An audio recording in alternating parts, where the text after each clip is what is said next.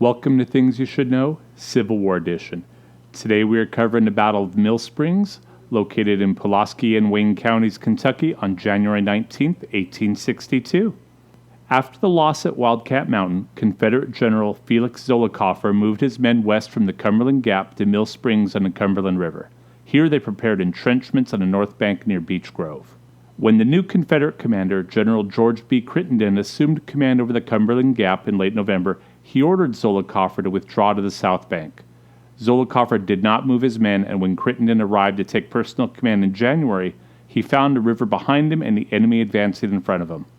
With the swollen river, Crittenden was trapped and decided to engage the Union forces on the northern bank rather than risk a river crossing in the weather.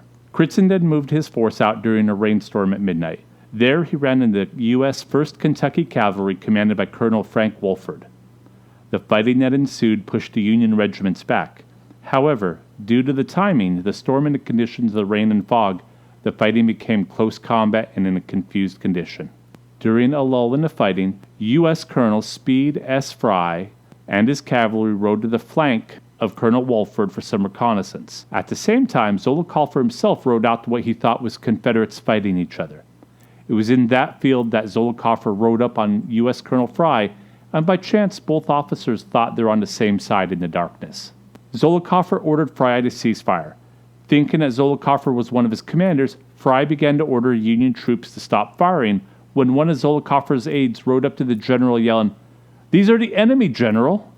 The aide then pulled his sidearm and fired at Fry, hitting his horse.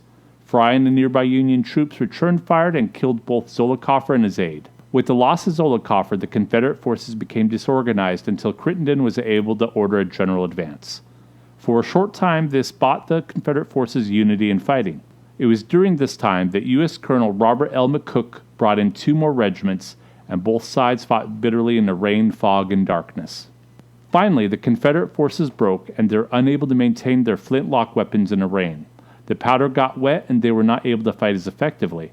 Crittenden abandoned most of his equipment, including his horses, mules, and weapons. The loss was crushing for the Confederates. The Confederates were never able to regain the western front that they had so handily secured at the start of the war. The estimated casualties were 262 Union troops, 529 Confederate troops. Thank you for listening, and join us next time on Things You Should Know, Civil War Battles.